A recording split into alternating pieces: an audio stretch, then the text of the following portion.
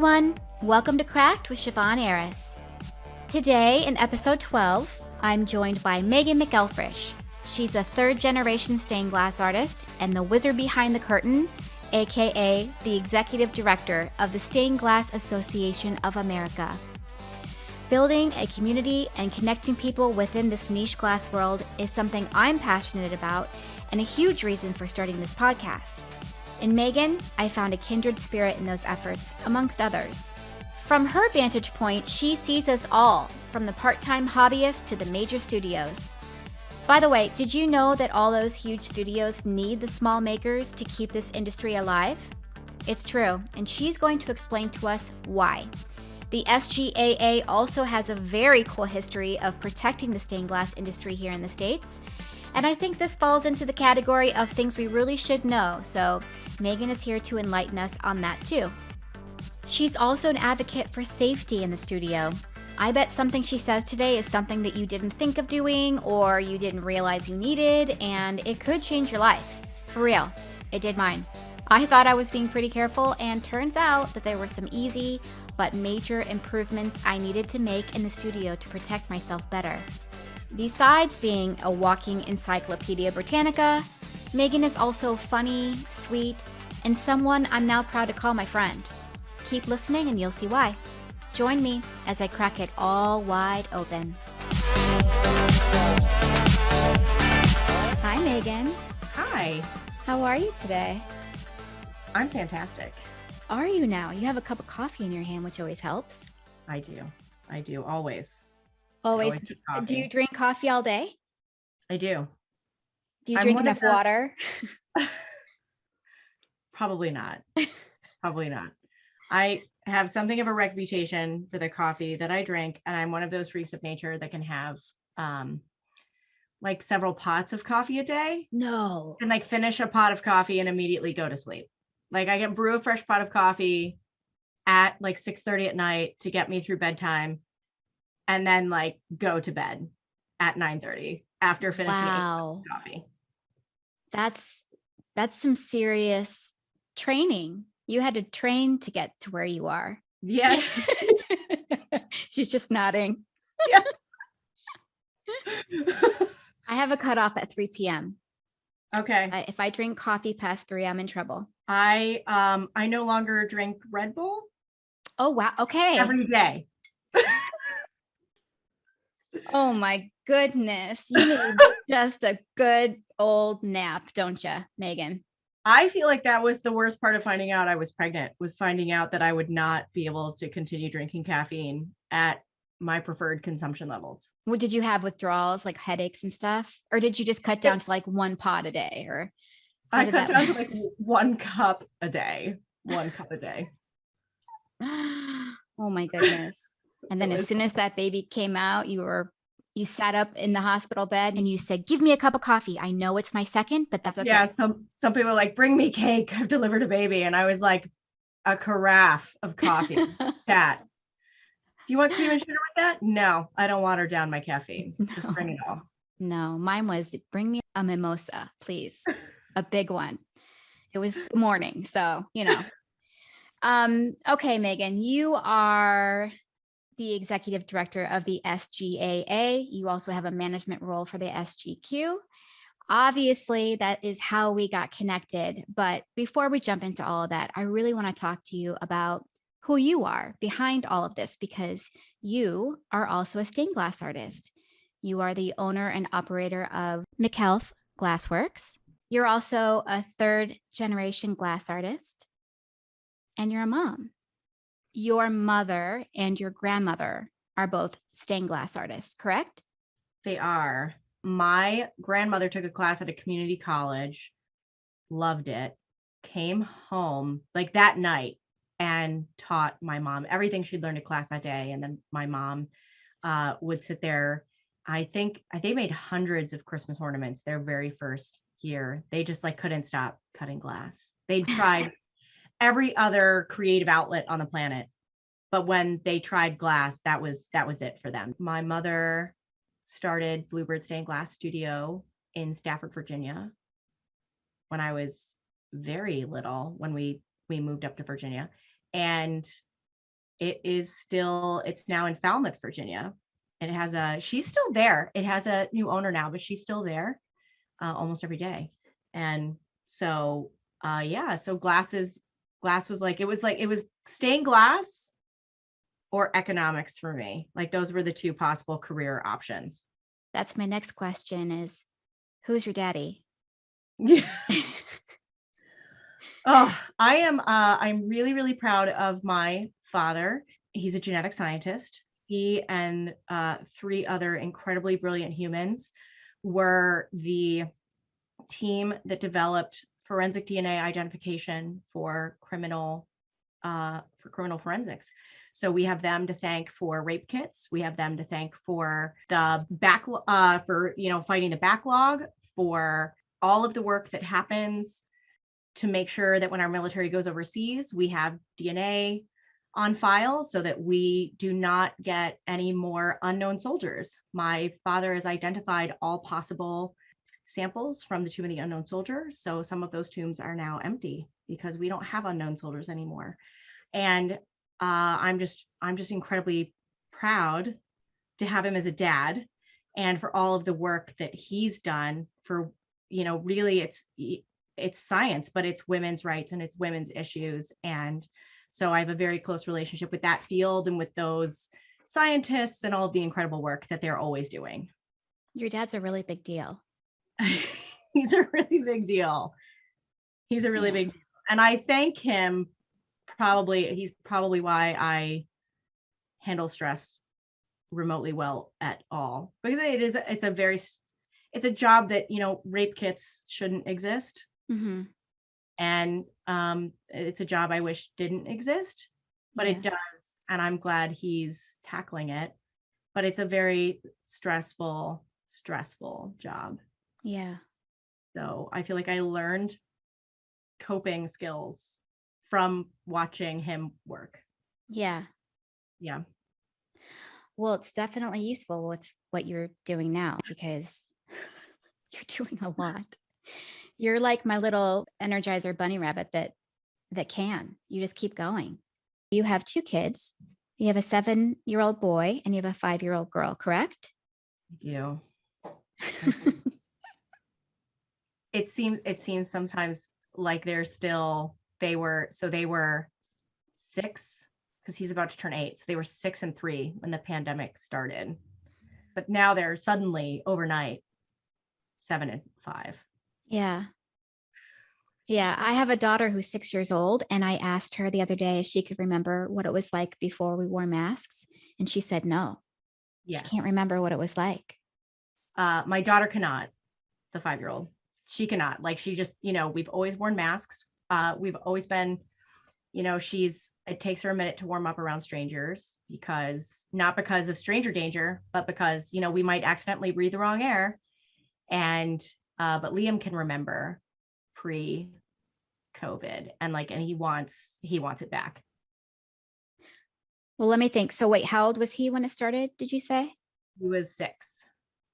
He was 6 because he's about to turn 8. Okay. So he was already in school. Yes. So he remembers the end of school as we knew it and the start of online learning, and he didn't like it. He's a very hands-on learner. He's very active, and this whole computer learning thing was not going to fly. And so your daughter, she was in preschool, correct? She was in preschool. So the transition was probably maybe a little bit easier for her. You know what? Now that I think about it, she wasn't even in preschool. She was in a 3-year-old program, but it wasn't preschool. And I mean, I guess the transition was easier for her. She's always been very good at rolling with it. Mm-hmm. She's going to be in charge of something when she grows up. I mean, she's already in charge of things now. She basically runs the show at the house. So she's going to be in charge of things when she grows up. Just like her mama. Boss lady. Some multi-international company doing something, I hope. Yeah. My daughter's going to be leading ayahuasca trips in Peru probably, and talking about her feelings a lot. That's what my daughter's going to be doing. Your daughter will need to come see my daughter when she's stressed out and the coffee isn't doing it anymore. Yeah. In the fall issue of Stained Glass Quarterly 2015, there's a little article here about one Miss Megan McElfresh, and I was reading it, and I was looking at some of your work, which is incredible. And there is one piece here I really wanted to ask you about. It's called The Never-Ending Struggle. Yes. It says it's copper foil, kiln formed, 15 inches in diameter. Every piece in the window was kiln formed or kiln cast, then cut with saws and reformed to proper shape in the kiln and secondary firings. The glass rods from the cross in the infinity were pulled from a vitrograph kiln run. The Ouroboros infinity utilized fine silver and reactive glass carefully fumed in multiple firings. The circular borders were cut from a kiln cast rondelle. Where did you learn how to use the kiln so well? I studied, I did go to Pilchuck Glass School. I went to college and I studied math and economics and art history. And I showed up for some of my studio art classes, occasionally even in shoes, but not often.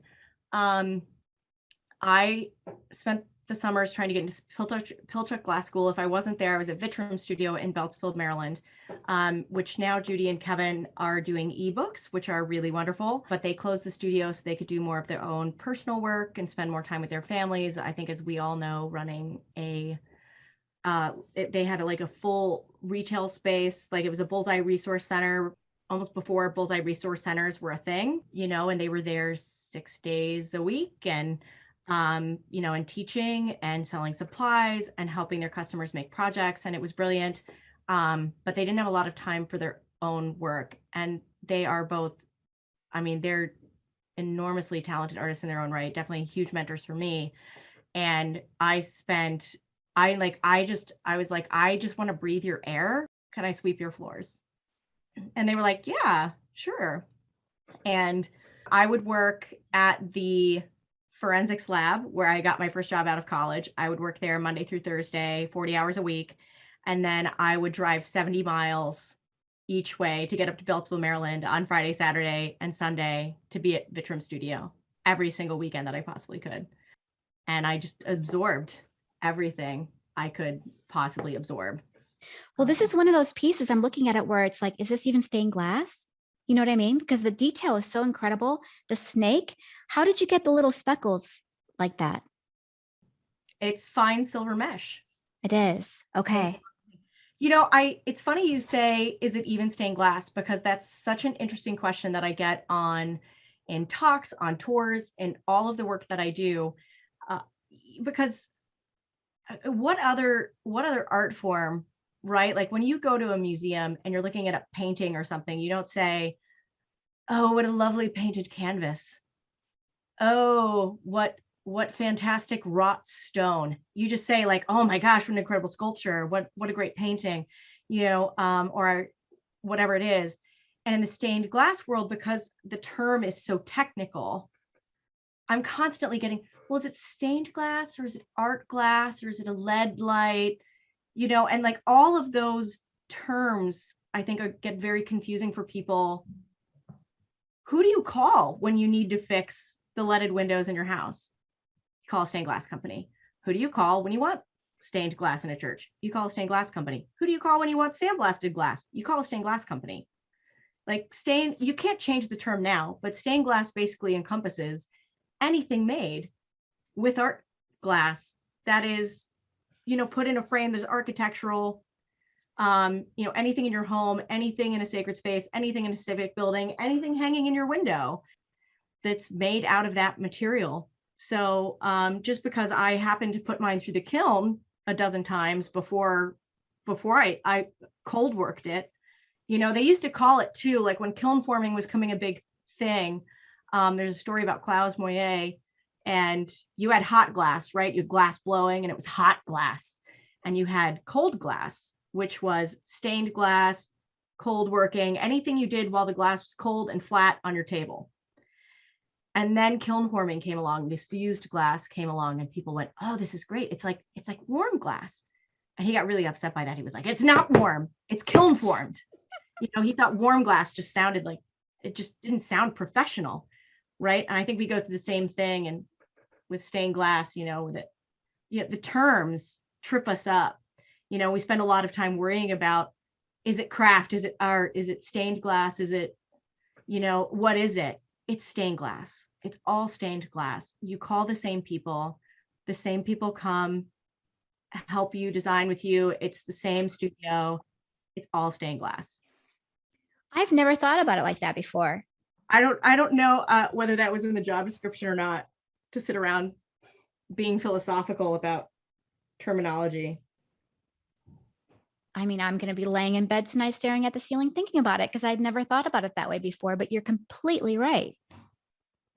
Well, and lead lights was a term that came about. Frank Lloyd Wright didn't want to be associated with, with those stained glass artists at the time, and they were, so it was lead lights. It wasn't stained glass, but I mean, the windows were built by stained glass studios. I mean, it just, and we all have these, I think, because the term is so technical, we all end up with these preconceived notions of what stained glass is, even amongst ourselves.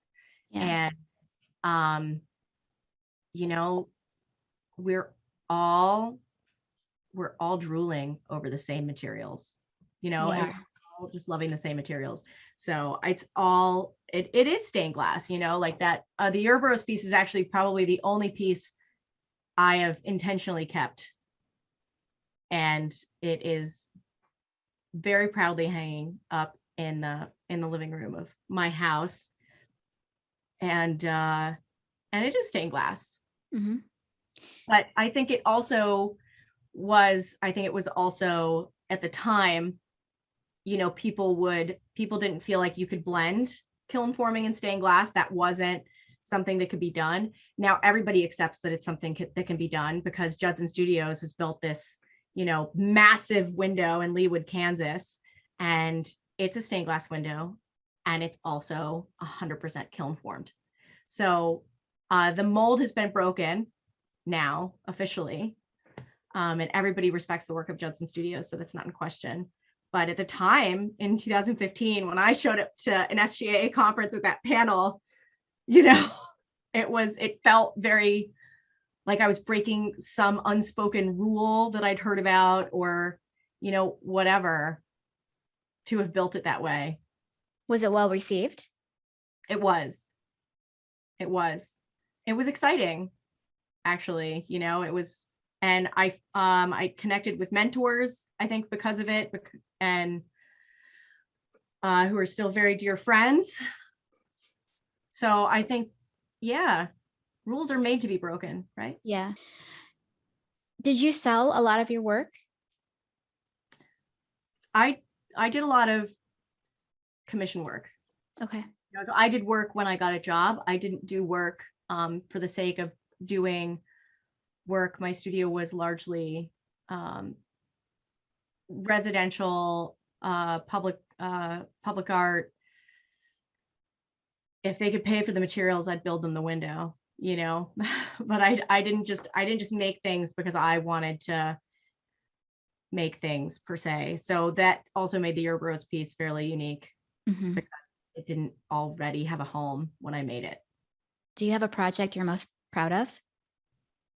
Other than that panel, I'm pretty proud of the mosaic that I installed here in Buffalo at Maston Park, called the Ray of Light mural. And it was a city collaboration. It was a city and a Buffalo Art Studio collaboration. And a mural was painted. The park had fallen into disrepair, and women were being found having been left at the entrance to the park, which was dark. It was not lit. And a woman who was known to be in a violent relationship was found dead there in 2014. And the community just had had enough, and they galvanized around the park and wanted to fix it up. And we pulled our resources together and came up with this mural project that we felt like would change the way people treated the entrance. And it has. It doesn't get tagged anymore. It has completely changed the way people behave in at that park entrance. And that's the power of art. That's the power of public art. And we painted people from the community on the wall, and the columns are 14 feet tall. The design was rejected the first couple of times because they felt like the image in the oval was too religious for city property. So it ended up being a blending of like a hand, a butterfly wing, a dove, an angel wing. We just kind of overlaid all of them to create this wing. And the mosaic is like built up, like the concrete spirals up on the surface, and the glass, comes up and around. And I'm not really proud of it for what I accomplished per se. I'm really proud of how the community came together. I had young people from the community help me build it, and they were just supposed to come a couple of days, and they ended up coming every single day after school for months. And it was a completely transformational project, I think, for all of us. How powerful. Yeah. That's a good one. Yeah. That's a lot better than like, well, one time I made it. Okay, well, we're changing lives. All right, moving on. Let's see. Before you got involved with the Stained Glass Association of America professionally, you became a member. And in this article here, I just want to read this little paragraph. It said, so you're talking about your education, and that you had been traveling to Vitrum Studios to kind of help out there. And then you say, somewhere along the way, I had learned about the Stained Glass Association of America, but it seemed really over my head. It was for real professionals, people that knew what they were doing, who had more formal education, who were better designers, and who had better honed technical skills. I thought it would be amazing to join one day, maybe when I was 40 and had really learned my stuff. Yeah. Yeah. Because now what you know about the organization is totally different. Right. The organization is 120 years old. It's had some time to really collect a lot of misconceptions and assumptions, and it has been through times in its history where you look at some of these photos in the archives and you're like, my, isn't that a large group of old white men, with their lovely wives, who are all in white dinner jackets. It is an organization for everyone. And because I was willing to get involved, and because I was willing to put something into it, any organization, you get into it, you get out of it what you put into it. Right? I mean, it's that with any community, with any friendship, with any association, with anything, you get out of it what you put into it. And I showed up ready to learn, but also ready to connect and share what I knew, and just to be a part of something. So if there was going to be something I could volunteer for, it's going to be, I approach it with the same attitude that I approach Vitrum Studio. Like, all of you people know so much more than I do. I just want to breathe your air. Let me sweep the floors, and I will just try to, absorb via osmosis all of your brilliance. And I guess that's kind of what happened. So you went to this conference in 2015, and then only 2 years later, you began your professional journey with them. Do you want to kind of tell us how that began? I got very involved with the quarterly right off the bat. I love writing about other artists. I love the technical side of what we do. I find the manufacturing process fascinating. I always have. I'm an avid reader, and I'd always found the economics of our industry really fascinating. Having grown up sort of on the hobbyist side of things in a small retail store on the side of, Route 1 in the middle of Virginia, I was like horrified when I joined the association to find out that there'd been a huge studio like right down the road that I'd never known about. And those disconnects and those issues with the industry were fascinating to me the second I would learn about them. So I'm sitting there at my first conference going like, really? Wow, really? What do you mean? Huh, really?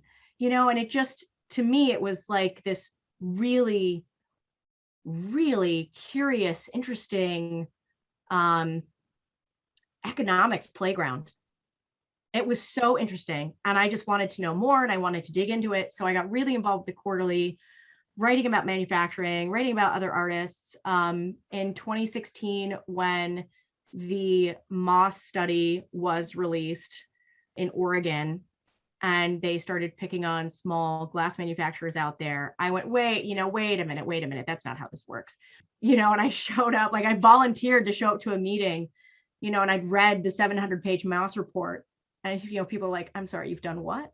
But that's, I think when I'd moved to Buffalo, I really missed working in the forensics field. I was so excited when I got a job working in a forensics lab. I was in operations management. Like, I'm not a lab tech, I'm not a scientist. But I loved supporting that work. I loved being in that world. I loved feeling like my work made a difference, that my company made a difference in the world, that what we were doing was changing the world, and bringing closure to people who had to deal with unimaginable trauma and loss. And I couldn't see how a life in art would do the same for me when I got started. When I moved to Buffalo in 2011, I could not find a similar job on a similar path that made me feel the same way.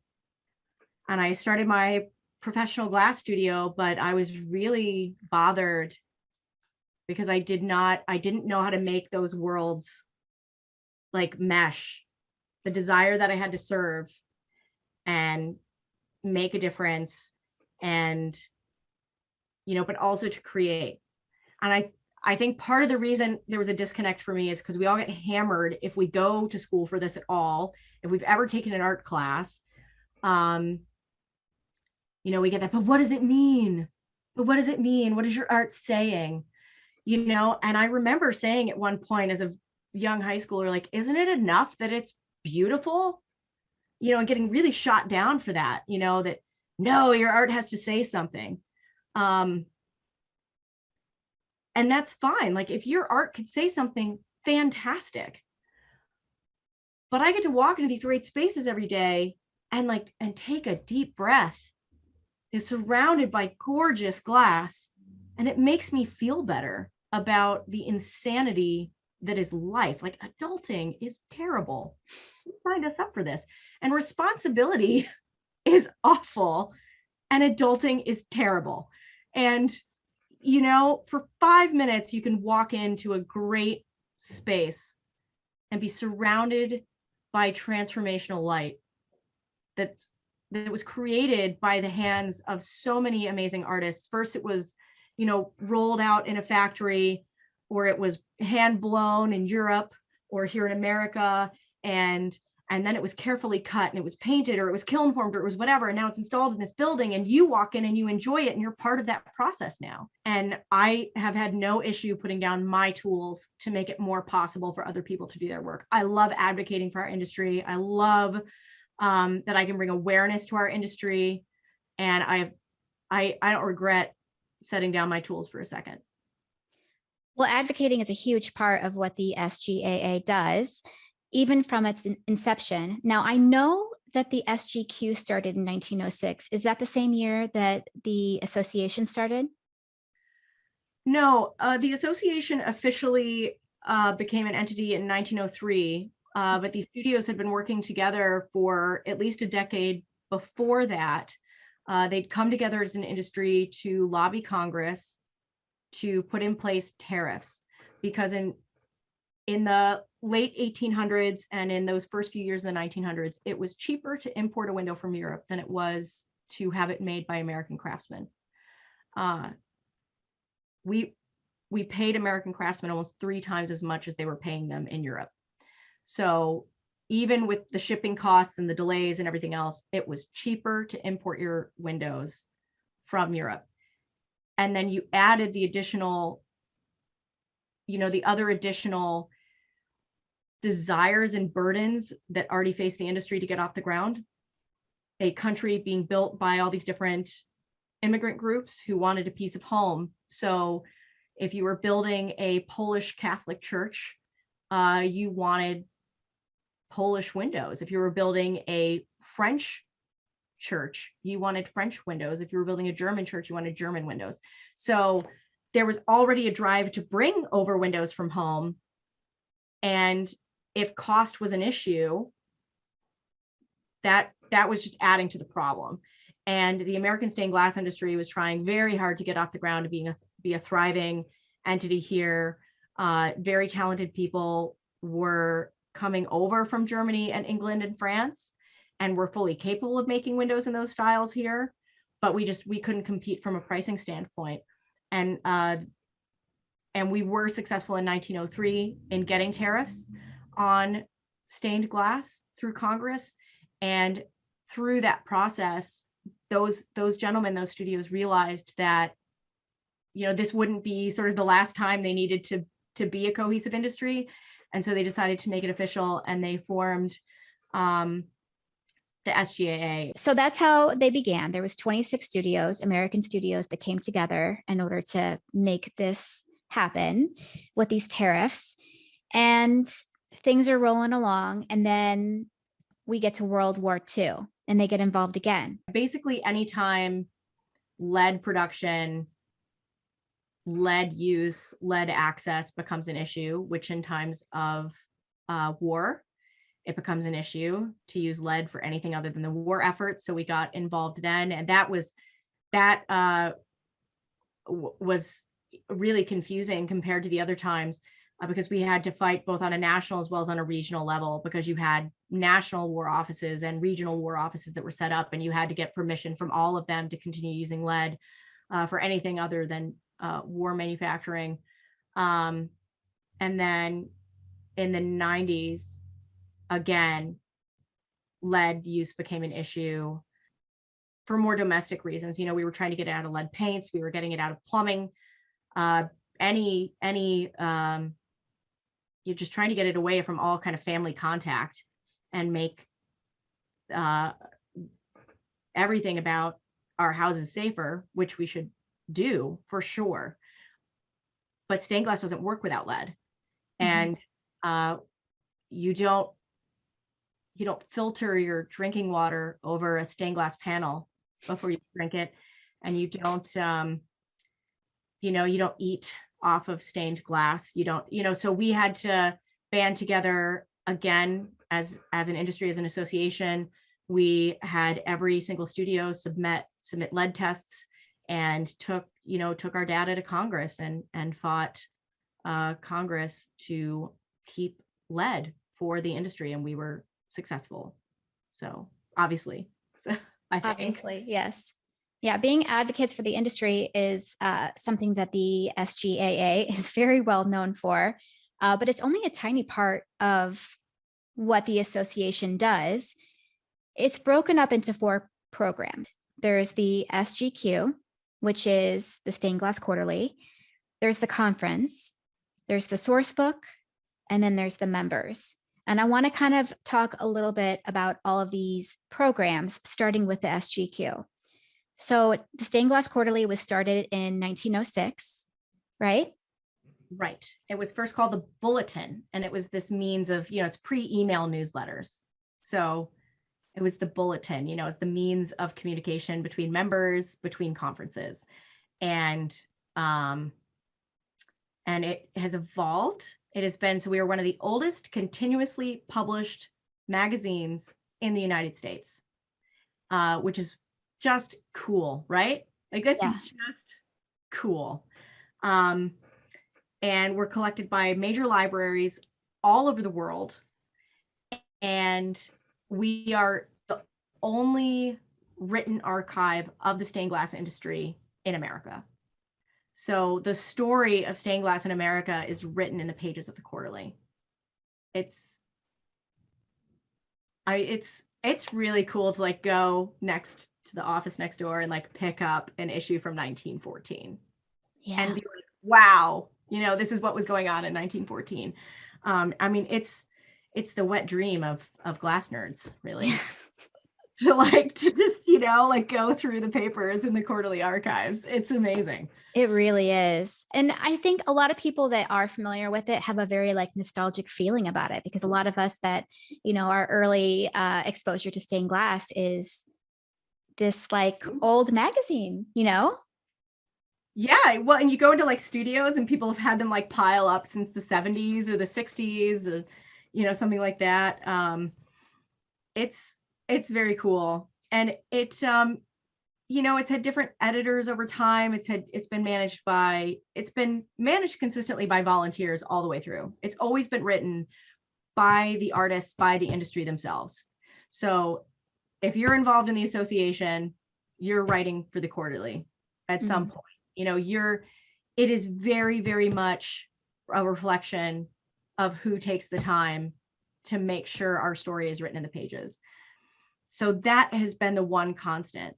And different editors and different editorial committees and different presidents and different secretaries of the association have all had an impact on it, to be sure. It did get very religious for a while. When I came on board with the quarterly in 2015, we were undergoing a very major rethinking of the brand of the quarterly. Jesus was almost always on the cover, and people thought of stained glass as a religious art. Mm-hmm. And a lot of us wanted to change that, and we disagreed. I mean, yes, obviously sacred spaces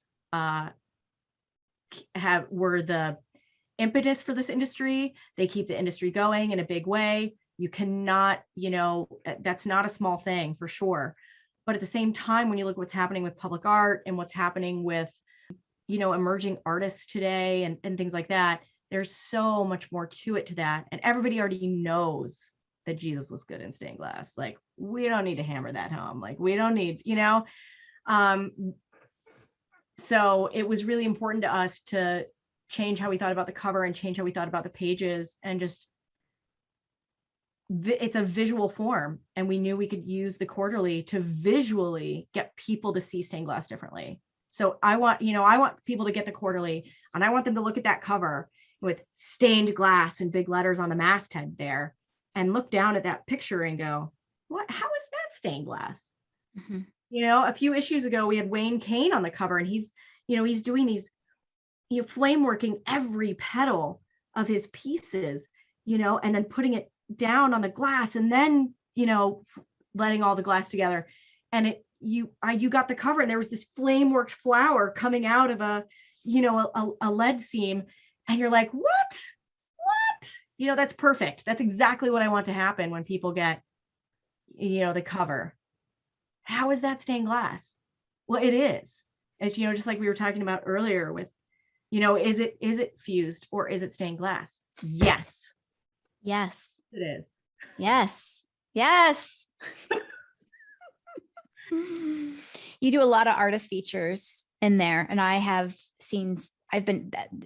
there's a lot of work in the world that I will never see, that a lot of us will never go see, but that I've seen because it's in the stained glass quarterly.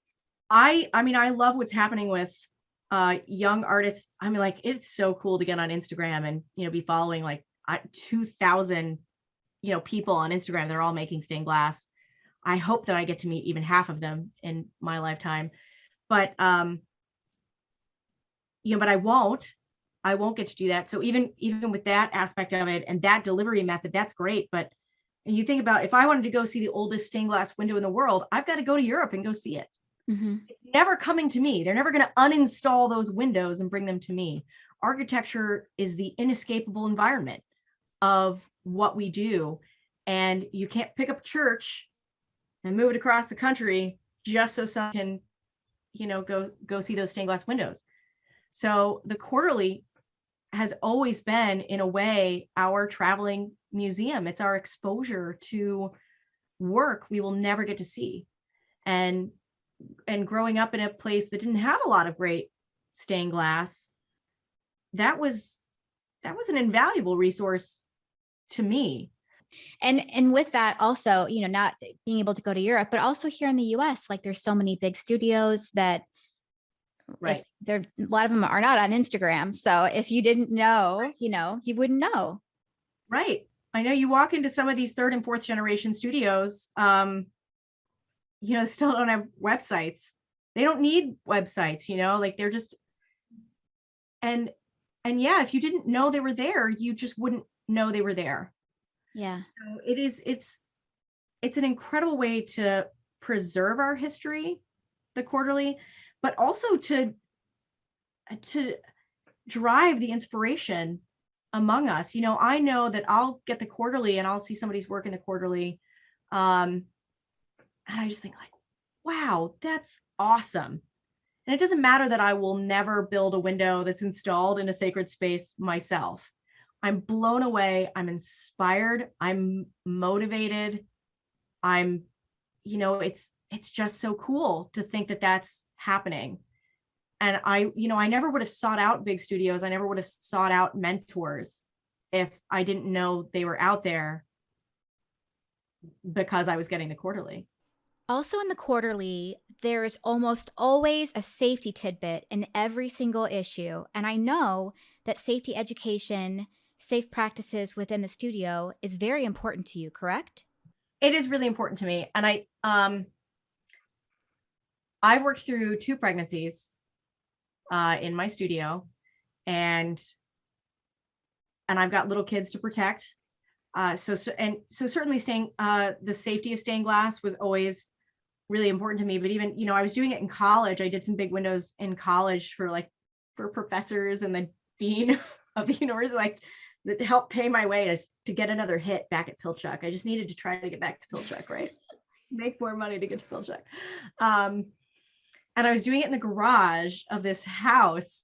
And, I remember thinking as I'm tramping up the stairs out of the garage in my boots, straight into the kitchen, what's on my shoes that I'm now dragging into the kitchen. And, started taking off my shoes every time I would leave. I ended up with this pair of Keen slip-on work shoes that if you were going to go through the garage, you had to stop and change your shoes and get through the garage. Well, I'm just passing through. No. There's no such thing as passing through now, and I got very serious then because I was worried about protecting the other people that lived in the house with me that I was sharing, and, not wanting my own stupidity to poorly impact the people around me. And you would think that what they do at big studios to protect themselves doesn't really translate to small studios, but a lot of it does. I mean, there's sticky mats you can order on Amazon with the subscribe and save. I know Amazon's evil and we all hate it, but we also all can't live without it. And I don't know what to say about that. It's a different podcast, I'm sure.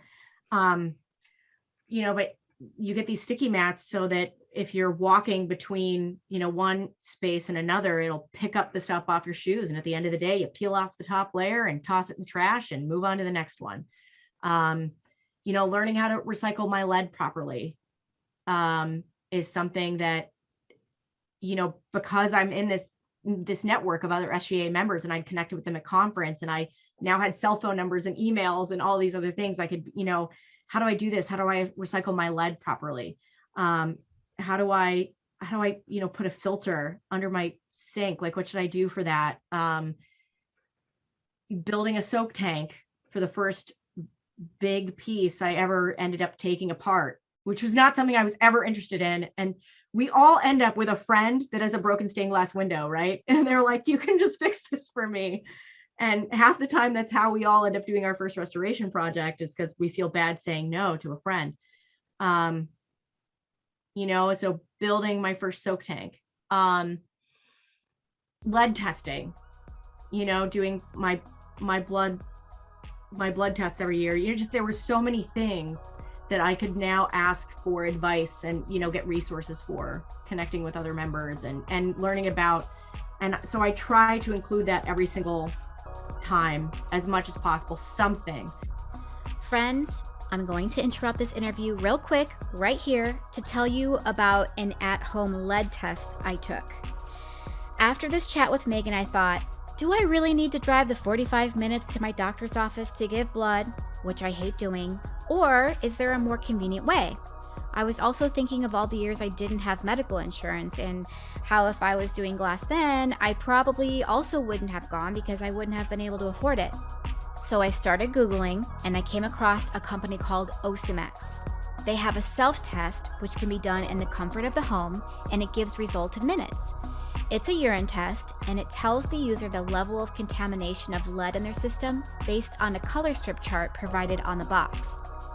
I wish I could say, hey everyone, I took the test and it's all good, I can go on with my life. But truthfully, I took the test and my lead levels weren't crazy, but they were one shade darker on the chart than I would have liked them to be. So now I know I do need to make that appointment with my doctor to look further into it and will be making some changes in my studio. And this is coming from someone who has preached about safety on a stained glass podcast. So please check this company out. You can purchase the test at osimex.com and click on shop, then click on heavy metal test, and then scroll down to the one specifically for lead. Here's the best part. The test is only $25, and that's not discounted. I have no code to give you to make it that price. It's really only $25, so do it. Osimex.com. That's OSUMEX.com. How do you dispose of lead safely? I collect all of my, even like if I'm doing a leaded panel or if I'm doing a copper foil panel or whatever, you always end up with like all those little balls of solder all over the table or all those little, bits of lead there. I've got a big 5-gallon bucket in the studio and all of those little balls and all those little bits. I've got like an old baby food jar right next to my soldering iron and all those little bits of solder, go in there as I'm working along. And if I don't reuse them as part of anything, whatever I'm working on, they all go in the 5-gallon bucket and then I drive out to the recycling center and I recycle the lead at the recycling center. Okay. Yeah. All right. And also for our listeners, I'm going to include links to a lot of these products that you just spoke about in the show notes, like the sticky mat. It'll all be in there. I spoke recently with Erin Murdoch of Snip Glass, and we were talking about how some people learn with a formal education like she has, and then some people learn generationally like I have. And there are perks of both, but a lot of times when somebody does learn from a family member or a friend, there are steps, safety steps specifically, that are lost, that don't get taught because, this is what's been working for your grandma for all these years. And so she's not going to tell you to collect your lead balls in a bucket and take them to the recycling center, Yeah, it's not malicious. It's very much like, well, this is how my mom did it. It's like, cool. I mean, I've learned things. I've had to come up against things that I learned wrong, that and not necessarily all from my mother, from, visiting instructors and things that we would bring into the studio. And, and it's tough not to feel like personally affronted, right? Of course, because we learned from our moms or from our uncles or from whoever, but, big studios deal with that too. Like we're all in that boat together. There isn't, some giant perfect educational system for stained glass out there. Yeah.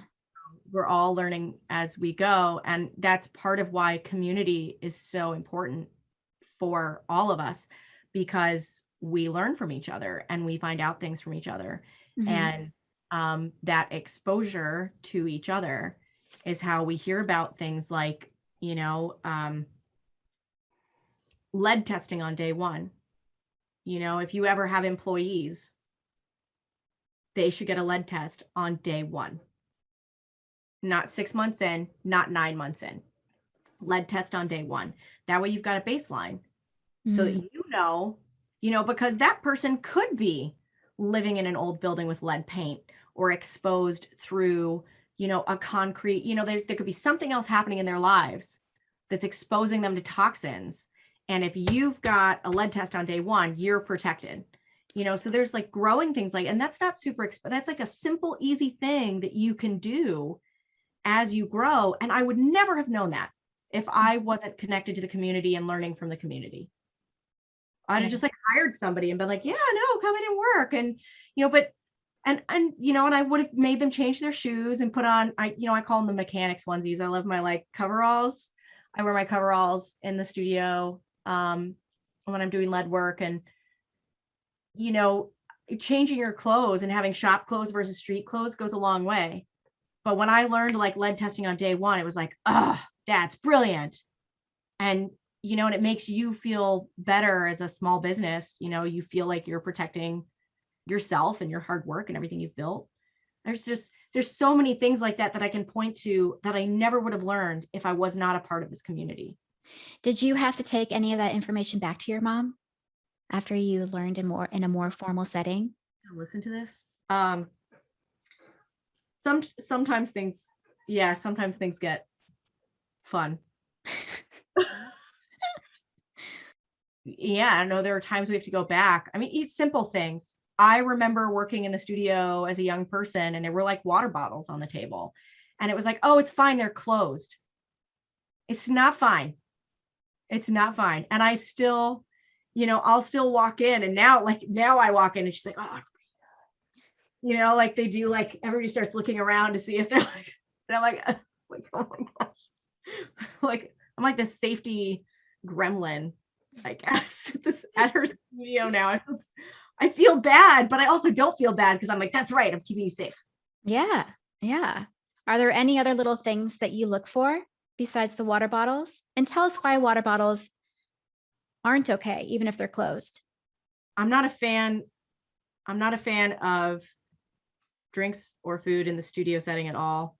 I feel like those things belong in a kitchen or a break room, a clean space, and that, it should be harder to get to them because you should make sure that you're washing your hands and getting cleaned up before you grab them. But the other big thing I look for is cell phones on work tables. And it's tough in a world of social media. How else are you going to take a picture of progress as you go? But you've got lead all over your work table, and you've put your cell phone down on it now. You pick it up and you're not thinking, and you just snap a quick photo, and then later you get a phone call and you put that phone against your face. And how many of us clean these nasty cell phones ever? And D-Lead makes a fantastic product, just like our Clorox wipes. It's called a D-Lead wipe. And everybody should have a canister of them in their studio for sure. But cell phones have no place in the studio. Put it on a docking station so your music can be playing, and then walk away from it. But that thing lives in your pocket. It lives against your face. I see them on kitchen tables, right? You take it out of your back pocket, you set it on the kitchen table later. It's horrifying. My eyes are as big as moon cookies right now. What else? How else am I killing myself? Please let me know. To me, drinks and cell phones are like the two biggest things. It's not always, especially when you're teaching beginning classes or something like that, you can't expect everybody to get a different pair of shoes to come to the studio with. But I have studio shoes that don't go into my house still. Mm-hmm. That was easy for me. I have clothes that I prefer to work in the studio in, and I strip down afterwards. In my 2 pregnancies, I actually lowered my lead levels. I was so over the top safe. I actually lowered my lead levels in my pregnancies, and they were already really, really low. So it is possible. It is more than possible to be safety conscious and not kill yourself. And it's common sense. You think about, what are you touching and what do you touch next? Mm-hmm. How often are you washing your hands? And, I feel like we're all pretty used to that now, right? Yeah. And people worry about like when they're soldering, the fumes from the soldering iron and the flux. You're not breathing in lead. Like, lead's not getting airborne in that process. You would have to boil the solder for lead to be in that. It's gunky and it's nasty and it's not great for you. I'm not telling you to breathe it in, but your cell phone right beside your soldering station is way worse than breathing in lead fumes. Like, that mask doesn't protect you from them picking up a cell phone covered in lead and putting it on your face later that day. I can get a little, I'm a very tiny human. I'm not a big human. And suddenly Megan comes like charging over. What is a Coke can and a cell phone doing on your work table? Just some like huge guy that's been doing this for like, 50 years. Yeah. And this tiny little human on the attack. I'm thinking about safety glasses now too. My safety glasses are sitting on the table next to me, and I'm going to put them right on my face. I have a shelf. When I walk into the studio, I've got like a separate shelf, and it's got the Band-Aids and everything else sort of on it. And my safety glasses live there, and my aprons hang from there. And that's like, if you think about it as like you're coming home, you're coming to a workspace, and set up an area where you can sit down on a stool and change your shoes and put on your apron and grab your safety glasses and dock your phone and transition into a studio mindset, and not have things carry back and forth across the line. It would be my advice. A lot of artists that only deal with copper foil don't have to do anything because they're not doing leaded glass. And what do you think about that? I think it's the same thing. You're still soldering. Mm-hmm. Soldering with 60/40 solder. Yep. You're still, all those little solder balls are still on your table. Just because you don't have a piece of lead channel scraping back and forth across the table does not necessarily mean that your table's not covered in you still cleaned that when you were done copper foiling that panel, and you put it back down on your table so that you could clean it and buff it and patina it and do all of that jazz. It was still on your work table, rubbing against the table. It's not like my phone starts glowing when it's covered in lead. You know what I mean? I'd rather just not have to worry about it. So I don't think the copper foil is any different. Mm-hmm. I don't think safety should be approached any differently just because you're only doing copper foil. I see a lot of people wrapping, the outside of their piece in like a lead U cane. Mm-hmm. So it's there. Just because you didn't do the whole piece in it doesn't mean it's not everywhere. So I don't think copper foil is any different. Yeah. Guys, I'm so sorry. I have been sitting in front of this microphone for many episodes being like, I am so safe to everybody. I didn't grow up in a safe studio. I grew up, I hated it. But like, I'm embarrassed to admit, like, we grew up eating at the work table, but it was fine because we'd vacuum the table off and we'd wipe it down with a wet cloth. And then, we'd maybe put a tablecloth over it, and we'd sit there and we'd eat at the damn work table. Yeah. I think about that stuff now, and I'm horrified. And I'm fine. Yeah. I'm fine.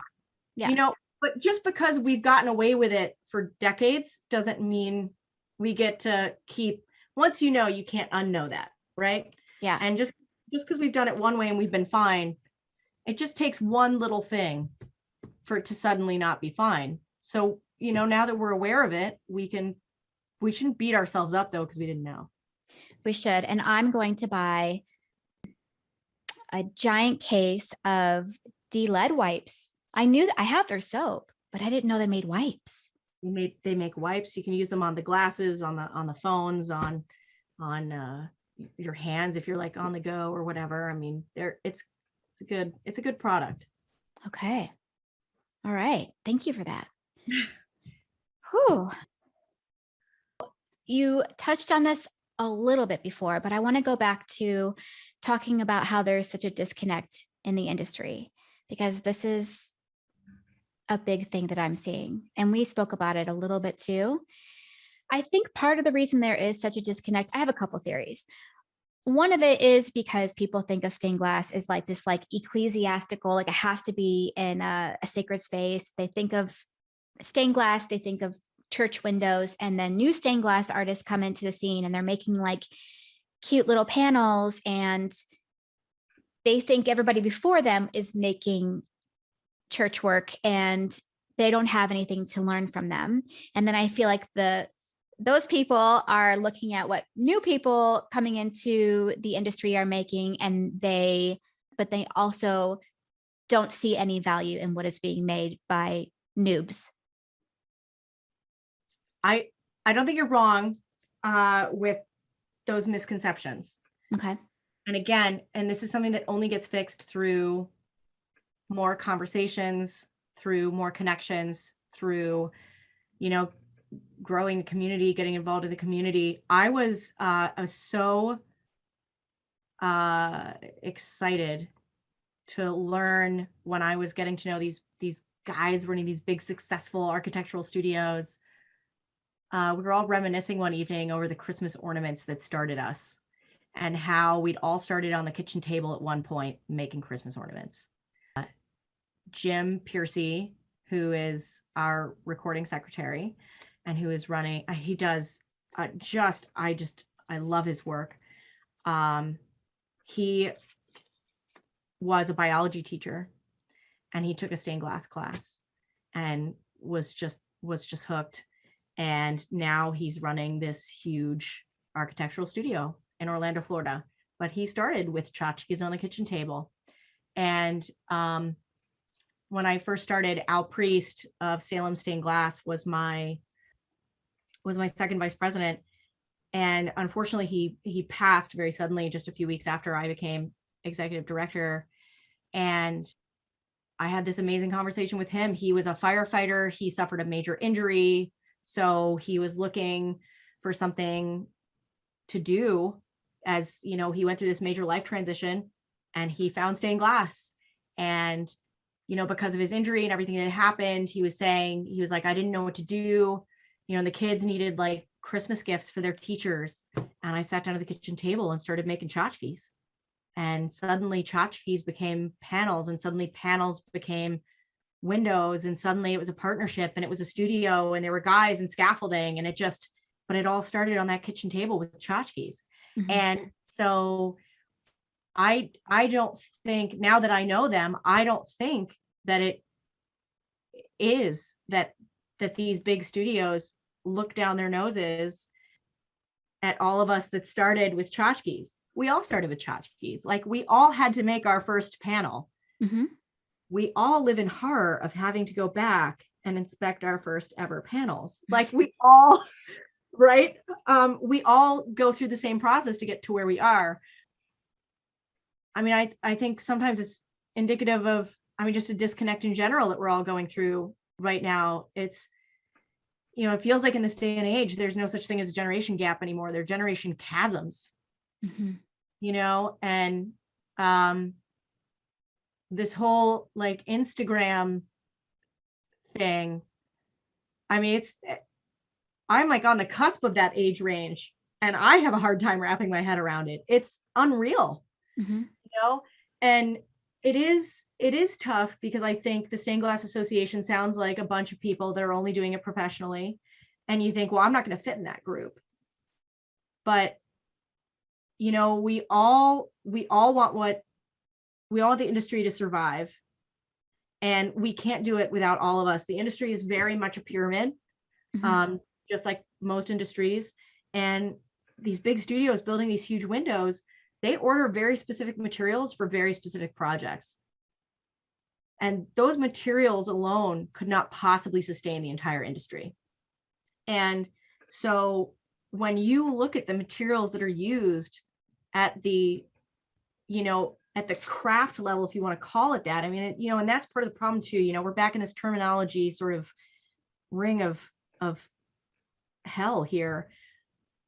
You look at what those people that don't feel like they belong in the professional world, and feel like they're just hobbyists, or worry about not belonging and not doing, their material purchases are so much more valuable for the industry. They mm-hmm. buy so much more material. You're not at the bottom of the food chain. You make up the entire base for the rest of us to sit on. So it's all crucial. And we all have to work together for this thing to survive. Without retailers, teaching, and without just and it doesn't make any sense to me why it's disconnected, because when people actually have conversations, there's so much in common, and our stories are all so in line with each other, and we all have similar sort of, love stories of how we fell in love with the material and our first pieces and what we were doing. And so I think we just need to broaden the conversation and get more people talking. Do you have any other theories on why there is such a disconnect? I do think it's hard to break into stained glass architecturally. It's not just like, oh, now I'm going to start making my panels bigger. The resources and the things that you need are, you need a blacksmith or a welder and a carpenter, and you need a team of people that can help you with installation and scaffolding. And it's a big leap. It's a big jump. And I think it's just once you get there, and you've got a crew of guys depending on you to bring in these big jobs and, pay the bills and get paychecks out. I think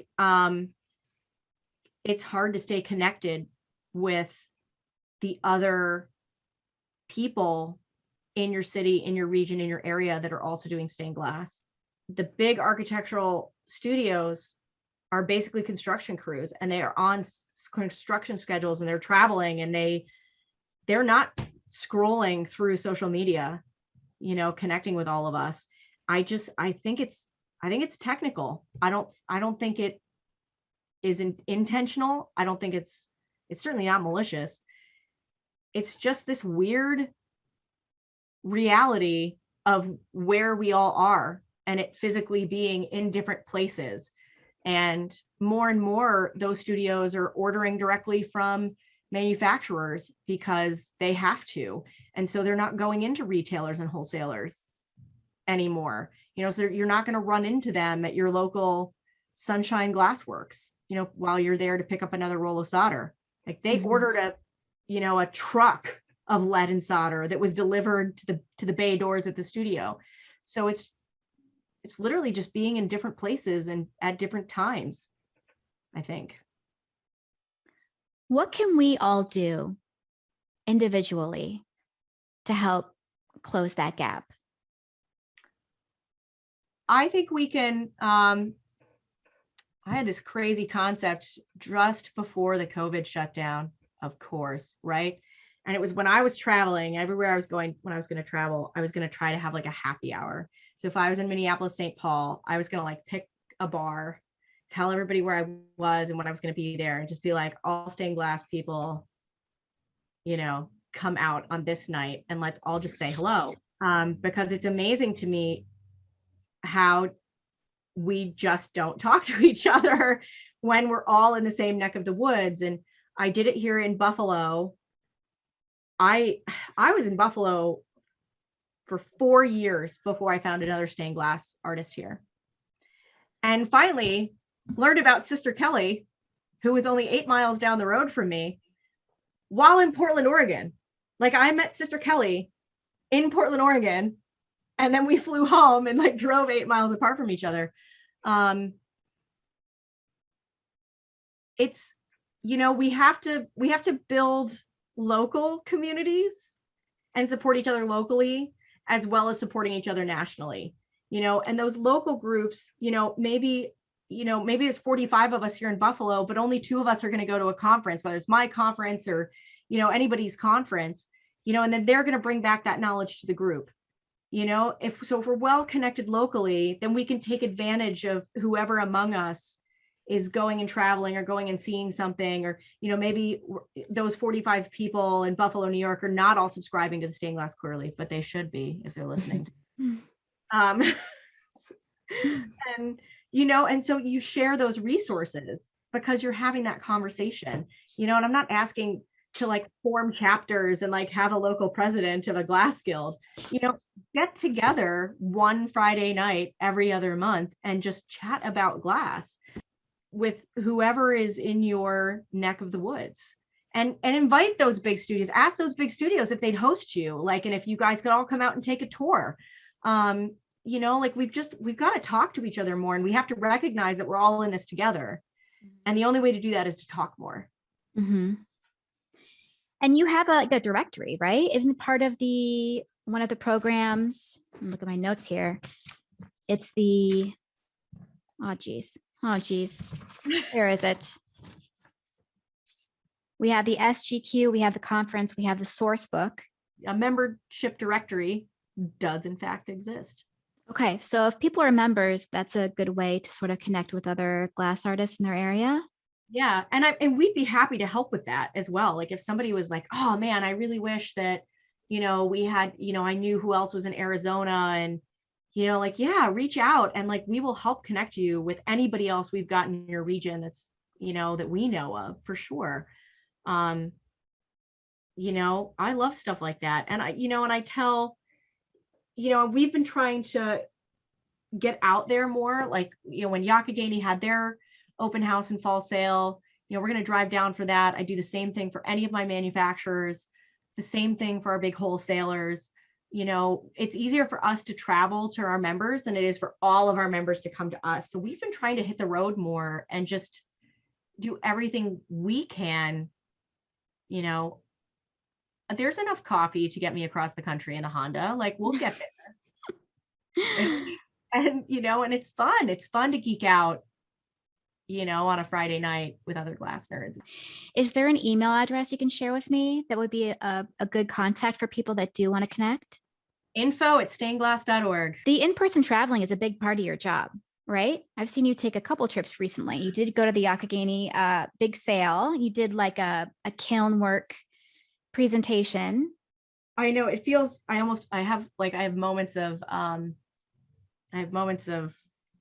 where I feel like I'm an imposter or something, because I don't really do work anymore.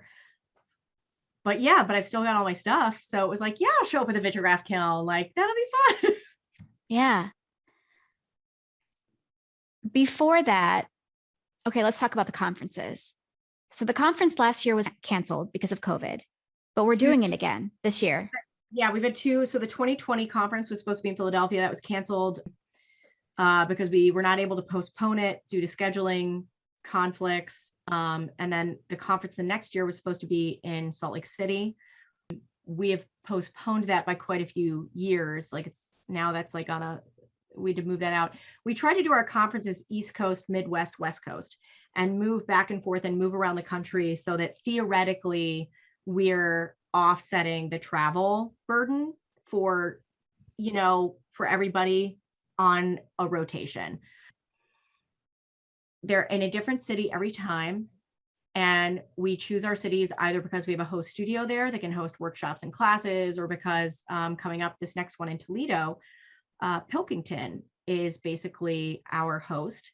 And a lot of us probably haven't heard of Pilkington, but look at your car windows next time you're in there and see if there's a little Pilkington stamp on them, because it's very likely they were made in Toledo, Ohio at the Pilkington factory.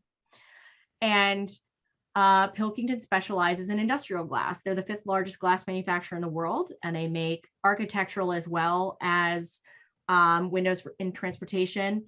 And they have this massive float glass line. They're going to give tours and things like that, but they also have a research and development facility. And they have always known that art and industry feed each other, that relationship is really important. When artists need something, it inspires and innovates in the field of industry. And when industry comes up with some new innovation, artists go, oh my gosh, that's so shiny. That's fantastic.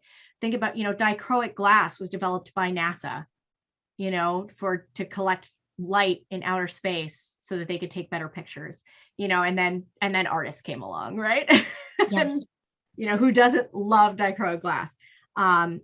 We have the Pilkington float glass line to thank for art glass, because it was their system of initially of casting plate glass and dragging a roller over it that led to the smaller rolled glass lines. So industry and art have a very important relationship, and Pilkington is doing some really exciting things. 2020 who is the International Year of Glass. It was a UN declaration. Pilkington was a huge force behind that. And so we're going to go play at the Pilkington Research and Development Facility, you know, and it's nice because it's pretty easy to get to. It's really central. It's central to our other art glass manufacturers. So they've all expressed that, you know, that they will be there. And, you know, I'm really excited to bring together the industry after 3 years and talk about what we've all been through and how we can, you know, it was tough, but there's also a lot of good things that happened during the pandemic. A lot of people came back to or came to for the first time stained glass. Mm-hmm. And that's a really good thing for our industry. How do we encourage each other and inspire each other and keep the ball going there? I think it's going to be a really great conference. There's demonstrations at the conference, there's talks, there's field sessions, there's roundtables. We just try to keep everybody moving and everybody talking and everybody listening and everybody trying things. And we try to cram as much as we possibly humanly can into that week. For me, it is 7 of the longest days of the year. I mean, I usually touch down with like already having not slept getting there. And I am just running the entire time. And I get home from conference and I just like collapse and sleep for a day because it's just been, you know, it is the best reason to not sleep. Definitely. So in this article, in this episode, in this issue of the Stained Glass Quarterly, you give some pointers on going to the conference for the first time. Ooh. Gosh. You went for the first time in 2015, right? The one in Portland. I did. And so it says, here we go. So now, in retrospect, I have some recommendations for anyone who has been similarly feeling like they might not belong, or they might not be good enough, or that there isn't going to be much benefit for them in attending the conference. First, get a roommate. I invite you to Facebook to stalk them before you get there. You're going to make a lifetime friend. 2, be a part of an exhibit. Don't do it for the money or the prizes. Do it because it's an amazing opportunity to build something unique and experimental and get feedback from the pickiest critics on the planet, your colleagues. Not that they're harsh or mean. It's the exact opposite. The exchange of ideas that results from the exhibit is very inspiring, and the more makes it all merrier. It's true. What kind of exhibits do they have? And do you have to bring your work? Like, how does that work? Euroboros panel was a challenge. Our challenge that year was sponsored by Euroboros Glass Company, and the theme was supposed to be the Euroboros, which and they sent out, I think, a couple of pieces of glass. No, the challenge that year was just the theme. That was it, was the Euroboros. Other years we've sent out material that you had to include in your piece, you know, so like a chunk of doll, you know, from a, you know, that you would use in, you know, typically a doll to bear piece, but, or you could chip it up and use the gems in a, you know, in a stained glass panel, half a rondelle, you know, like, you know, odds and ends that you had to figure out how to use. And other years it's anything goes. It's just a member showcase. So it truly just depends. And we used to do them every other year.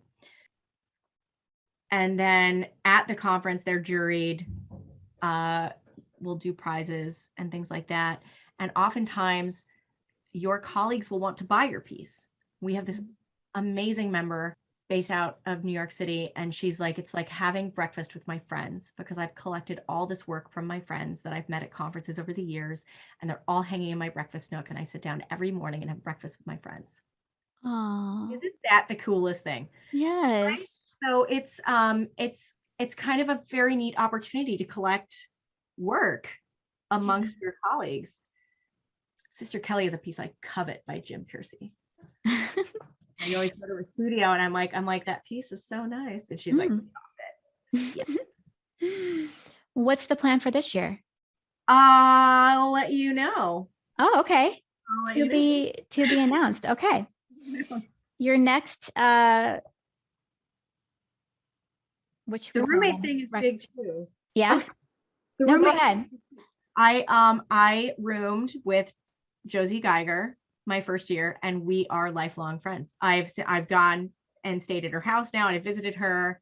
And that's kind of the other cool thing about the member directory is like we're all glass nerds, right? So if you're traveling, I call who's in the area, and I'm like, so Mm-hmm. about your guest room, Yeah. it's so yeah, and Josie and I talk all the time. Um, I I love getting her feedback. She's an incredible artist and also an architect. So she sees things a little bit differently than I would and that some other people do. So yeah, I love bouncing ideas off of her. That's awesome. Okay, your next recommendation. Don't forget to pack your sketchbook. You'll be exhausted, but not too exhausted to fill a few pages with the ideas you're generating. Next one, stay for the tours after the meeting. Because when is it not instructive to get studio tours? Oh, this is so true. I'm so thirsty for a studio tour right now. Yeah. Yeah, and I didn't really realize that my first year, and I ended up having to like leave and this is like pre-Uber. I got like a taxi back to the airport like halfway through the tour because I didn't know to stay another day. Yeah, and I mean, and we tour like whoever is close by. So whether it's manufacturers, big studios, we're going to be really close to Detroit. You've already made the effort and the commitment and the financial investment in traveling, right? And you've already gotten there, and that's it. So like do everything you possibly can while you were there. See all the glass you possibly can while you are there, because it's not coming to you, and this is your time to get this exposure. Right, right. And then you say something that I thought was like really smart. It will be something as simple as a more efficient design for lead storage, or something as soul rocking as getting a firsthand look at the original cartoons of an artist you hold in the highest esteem. You never know. That's so true, because that is such a huge part of being in somebody else's studio, or, a huge studio is like, because these Yeah. people have thought about efficiency a lot. Right. Like the first time I walked into a studio and saw that everything was on wheels, and I was like, oh, Yeah. why didn't I do that? And now my table's already loaded down. So unloading it and putting wheels on it is a total pain in the keister. And once you see it, you're like, of course, of course. I left the SGAA conference in Portland exhausted, thrilled, and motivated. Definitely not what I planned for. I made fantastic relationships with studios around the country that encouraged me to take the next step in my membership. I walked away from my first conference with what I felt like were mentors, um, unofficial mentors, but still mentors. I couldn't believe somebody that owned a big studio would be like, here's my cell phone number, call me. And I was like, you don't really want me to do that, do you? Right. And then I would get like an email from them. It was like, oh, I saw something on social media. Why didn't you call me? Yeah. Oh, you were serious? Yeah, I was serious. Like everybody wants everybody to succeed here. We all need to be success. There is so much room in this industry for everyone to succeed. There is so much restoration work out there. There is public art. There's so much work out there for all of us. And we all see the world a little differently. And if we are all succeeding, then our manufacturers are healthier. We need our manufacturers to be healthy. We've all got to work together for this to be a successful industry. Yeah. Yeah. I heard you say that your life and your career may have been different if you had known about the SGQ earlier. What did you mean by that? When I was in high school, I thought I might want to be an artist when I grew up. I didn't want to do it the way, bless her heart, I didn't want to do the way my mom was doing it. I don't mind working alone in a basement, and I wasn't in love with the idea of having to have a retail space and teach and, fix lamps from Ruby Tuesday to make ends meet. I didn't want to do that. But I didn't know how to be an artist either. But I didn't want to be an artist if it wasn't glass. I didn't want to go to like art school and learn how to paint, Mhm. um, unless it had something to do with glass. And I couldn't figure out if there was an option for me, and this is like early days of the internet. It was much harder to Google, now you can Google it, right? But I couldn't do that. And I turned to my guidance counselor and, just asking around, like, is there a way to do this? Like, do people still do this professionally? Is there like, what does the stained glass profession look like? What are my options here? And everybody was like, that's not an option. Like, that's not a real thing. And, and I mean, even when I graduated high school, I did not realize big studios existed. Vitrum Studio was a one-off. There wasn't anything else out there. And then halfway through college, I walked into Rolf's stained glass studio, just outside of New York City there. And I was like, what the hell? How long have you been here? And it's like they're fourth generation. They've been there the whole time. And that was my first moment of, holy smokes, like this was out there for me the whole time. And I could have skipped, like, I could have done things differently, and I could have had a very satisfying life working for a big studio, and doing things differently. Yeah. And I just didn't know. I love the SGQ because I love the stories. I mean, obviously, anybody who's listening to this podcast loves stories as well. And I just love the artists, the features that you have in there, and the little stories, and people, there's artists talking about themselves. There's other writers talking about them. It's the photos. It's a beautiful magazine. It's such like a treat to get it in the mail. It's like a tactile, like tangible experience, it's such a treat. What do you think of the whole idea that like magazines are dead, like magazines are something of the past, and that it's dead in the water? What do you think of that? I know that if I got the Stained Glass Quarterly on my tablet, if it was a digital subscription, I'd never read it. Mm-hmm. It would die. We're visual people, and when you get it in the mail and you can hold it in your hand, you look at it and you actually read it. And I think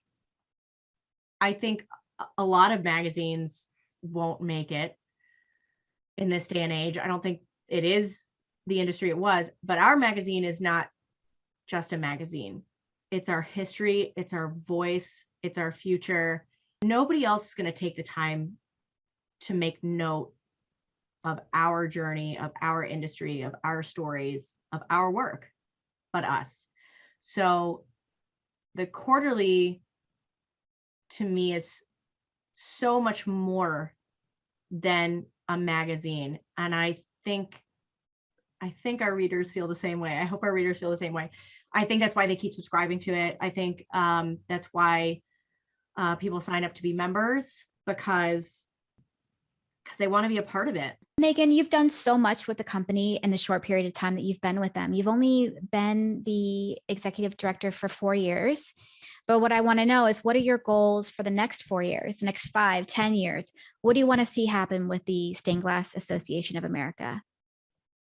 I mean, I do have sort of pie in the sky. I feel like a lot of what we did the first 4 years was like trimming back to our strengths and really figuring out what our core strengths were. And then David Judson, who's the president, and I will often say that we're like a 120-year-old startup, and we're rebuilding the foundation of our foundation. The Stained Glass School was the educational and outreach arm of the association for the last 40 years, but there was a lot of issues legally with how that organization was set up and what it could achieve, simply because it was called a stained glass school, which as far as the IRS and the government and granting agencies are concerned, if you're called a school, they expect you to have a bricks and mortar location with a curriculum and teachers. And that was the goal of the school at one point. But it also has scholarships and technical manuals and these other resources. And I wanted more for the school than what its name would allow me to build. So in 2020, I started a foundation for the association, and we absorbed all the assets of the school so that we could get grants to take care of our heritage library of stained glass quarterlies, and so that we could rethink how we work with the public and educate the public to show them how much potential is in stained glass, and that it's not all just sacred spaces, and so that we could build partnerships with other groups that help take care of our work.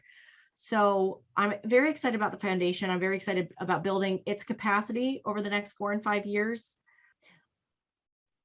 I see the potential for an organization that's completely different than the one I started working at, where, I do have an office full of people here.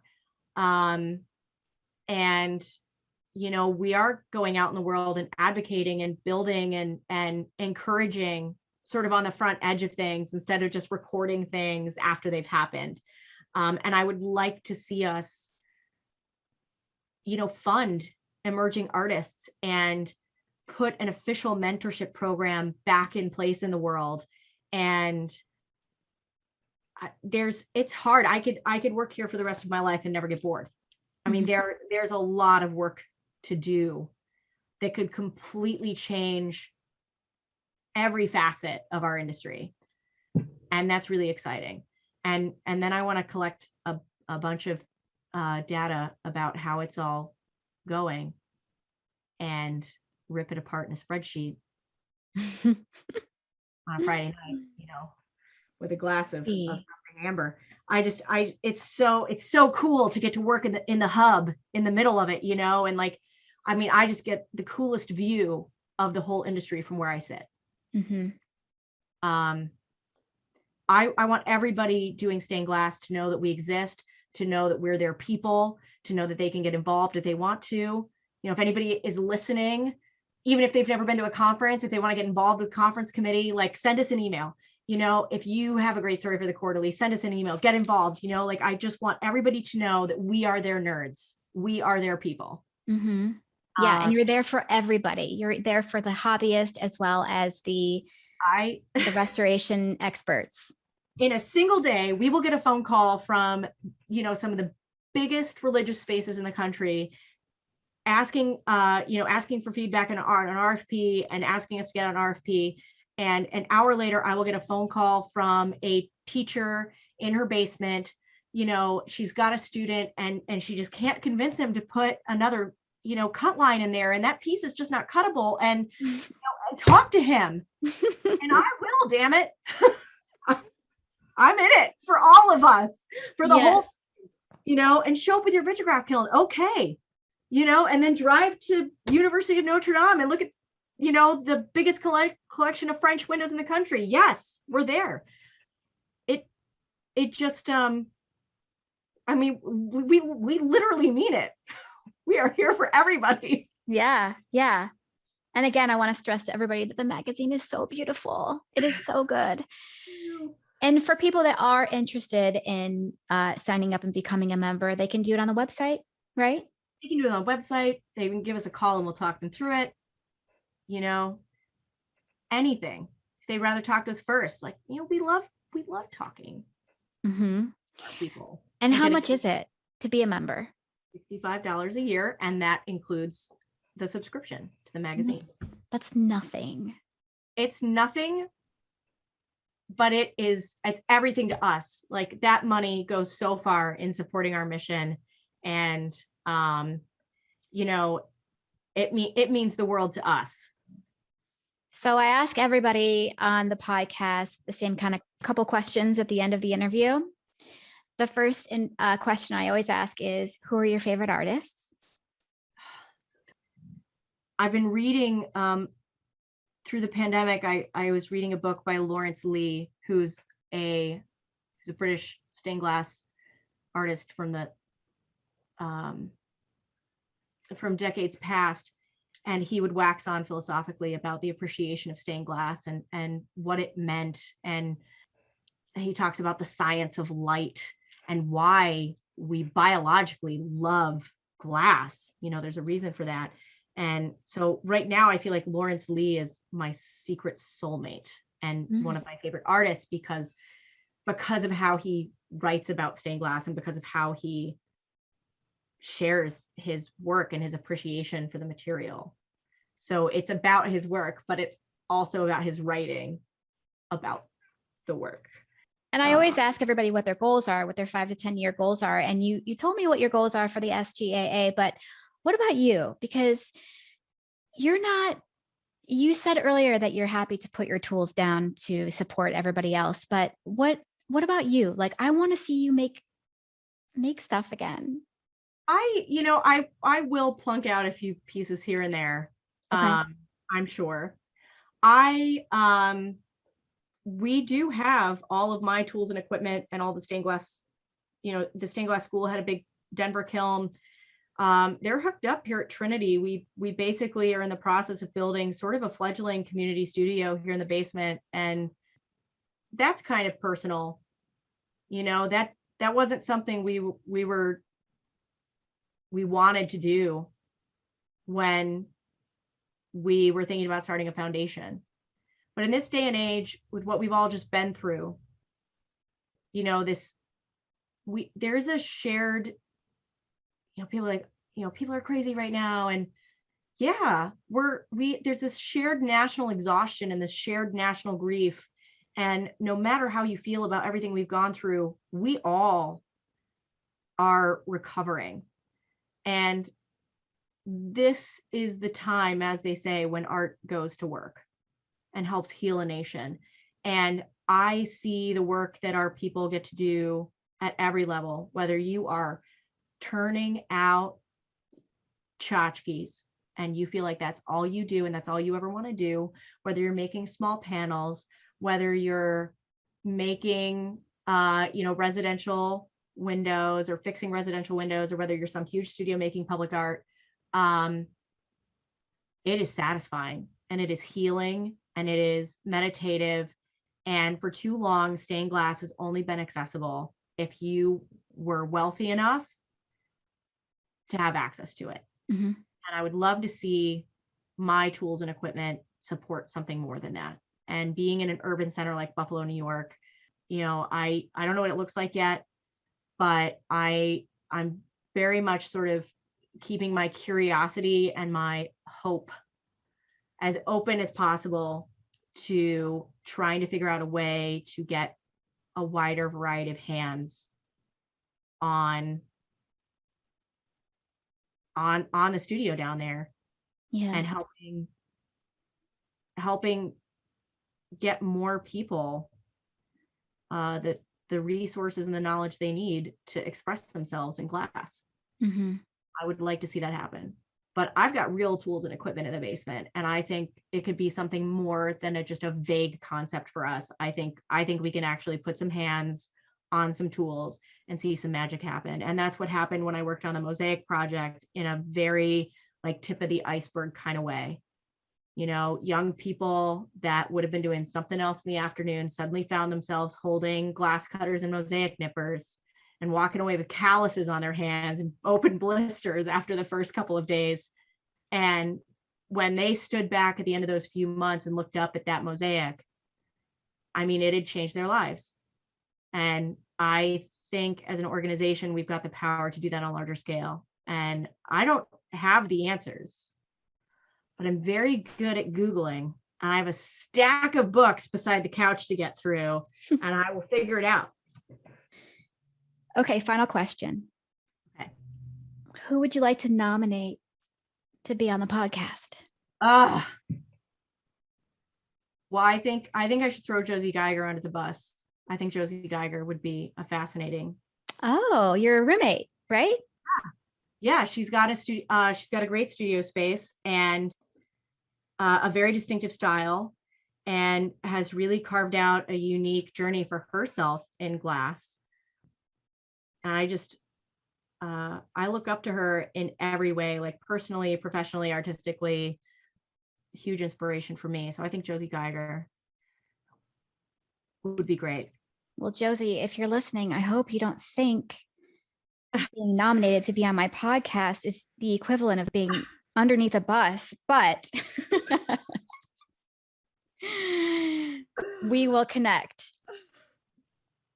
Megan, you're such an inspiration. The work that you are doing within not only our little glass world, but the world as a whole, you're just such an advocate for so many things, so many important things. And I just really admire you. I think you're doing really powerful work, and I can't wait to see where this association goes next. And I'm so happy to have you on the podcast because I see the work that's happening, and I think it's really, really important. And I want to do my part in terms of closing the gaps and getting people involved and getting people educated and getting people members. So thank you for helping me do that. Absolutely. It was a absolutely great time. Not so bad. Not being under a bus after all, huh? Not too bad. I know we all get talking about ourselves on some level. I know, like but I know it's hard, but you know what? This is my second interview that I've done, knowing it wasn't going to be on YouTube, like it was just going to be in the audio format, and it really takes a lot of the pressure off, doesn't it? Yes, it does. I mean, I still dressed fabulous. You look beautiful. That top is, I really like it. It's a whole inward step back here because I wanted to feel fantastic today. I wanted to, like, when you put on clothes and you're just like, yeah, now I feel great. It's like the whole dress. Oh, is it a dress? Dress Okay. with pockets. Oh, folks, she just took off her shoes to show me these gorgeous boots that she's wearing. Thank you for that. Well, I'm a very short human, so if I can put platforms on, it just helps me have a better day. Well, I don't think I've even brushed my teeth today. I'm still in my pajamas and my hair is a hot mess. So, yeah, my daughter broke my hairbrush a few days ago, so that was unfixable. Oh, kids. Well, thanks again. And I'm sure you need to get to it, saving the world. But thanks so much again for joining me, and I'll be in touch soon. And again, everybody, links to there's going to be a lot of links from this episode, links to products, links to the website, links to people, links. So check out the show notes, please. All right. I'll talk to you soon. Talk to you soon. Okay. Bye. Bye.